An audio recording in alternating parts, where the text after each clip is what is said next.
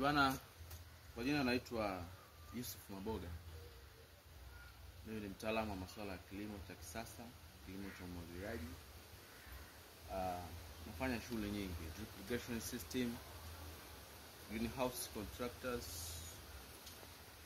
nafanya management.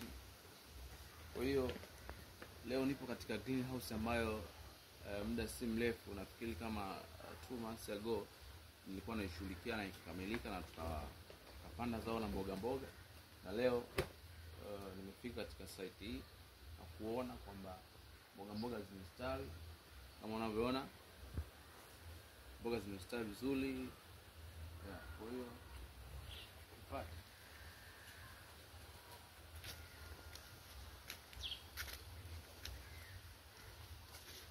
Kwa hiyo kilimo cha kisasa ni kizuri sana.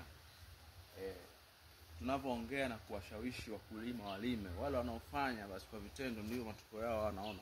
Na hapa tayari wengine washavuna, wengine wanaendelea kuvuna.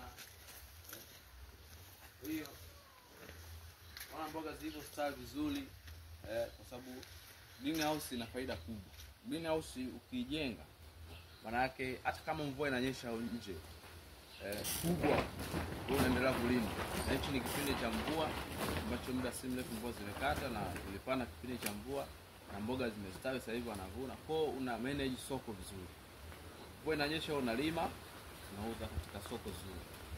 Jua kali unalima. Kwa hiyo hii ni greenhouse ya kisasa ambayo imejengwa na Yusuf Maboga. Unaona mboga zilivyokuwa kubwa namna hii.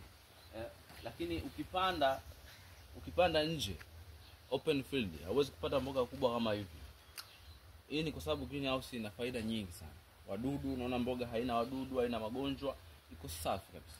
Kwa hiyo na washauri wakulima wale wanaonifuatilia ambao wanaendelea kufanya na kazi waweze kufanya greenhouse. Greenhouse ina faida nyingi sana. Unaweza ukafanyia production ya seeds, mbegu kazalisha. Kwa nataka nikuonyeshe tu mboga ambazo hizi tayari washavuna. Hizi washavuna.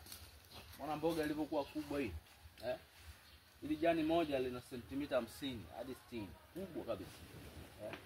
Kwa hiyo hii tayari wamevuna, wameshia kwa wanaendelea kuvuna. Kwa hiyo kilimo ni kizuri sana.